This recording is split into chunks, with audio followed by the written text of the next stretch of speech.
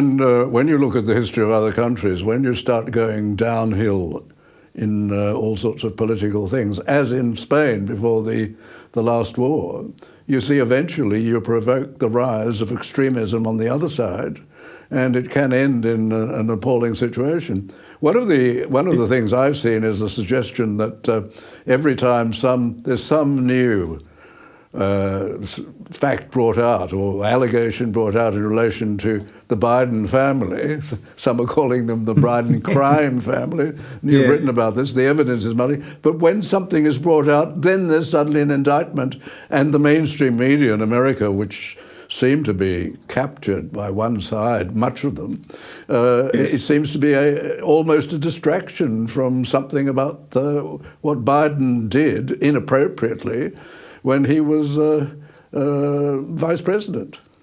Yes, that's right. No, it does shock me, the relative lack of attention that Biden's alleged misdeeds, and in some cases not even alleged anymore. I mean, the House Oversight Committee has produced all these bank record evidence which shows payments from foreigners in the millions going into these various shell companies that were controlled by his children and brother and various other associates of the family. I mean, there's no evidence yet that the money was going into Joe Biden's personal bank account, but of course there never would be evidence of that. He's not that stupid. Yes. But so I think there is a lot of evidence of wrongdoing there, but which I might add has been around for many years. I mean, that was the source of Donald Trump's phone call to President Zelensky of Ukraine in 2019. There's always been a suspicion that Biden got the Ukrainian prosecutor sacked because he was nosing around in the Ukrainian company Burisma, which of course his son sat on the board of. Biden boasted of that, didn't he, on television? Indeed, he boasted of it. Indeed, he boasted of it 2 years later. Extraordinary, yes. But look, I think there's a lot of smoke there, and I think there's going to be at least a little fire. But because of the press's lack of interest, I think it's going to take a lot longer than it should to come out. Living in a distant province of a vast empire, and that's what it is, effectively. We're a voluntary member of that empire. And comparing it with what it was like with Britain, we seem to have a lot of disadvantages. With the British, there was a Westminster system, a collective executive rather than a single-person executive, one who can't be got rid of. Impeachment is almost impossible in the United States. That's, I think, been shown by history. Yes. Nixon voluntarily went.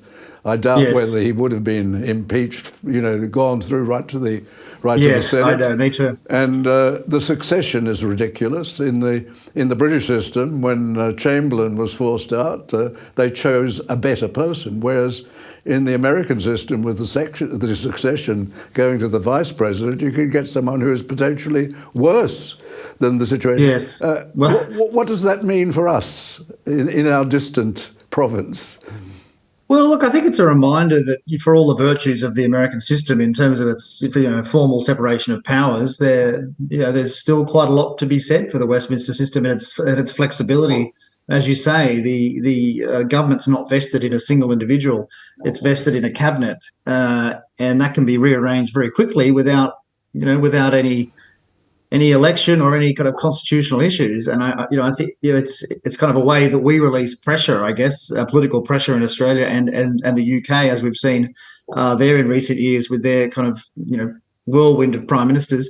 But when you can criticise that, and people do, that may well be a better situation than in the United States, when you're stuck potentially with a president who is almost incoherent sometimes. I mean, maybe that's too harsh, but.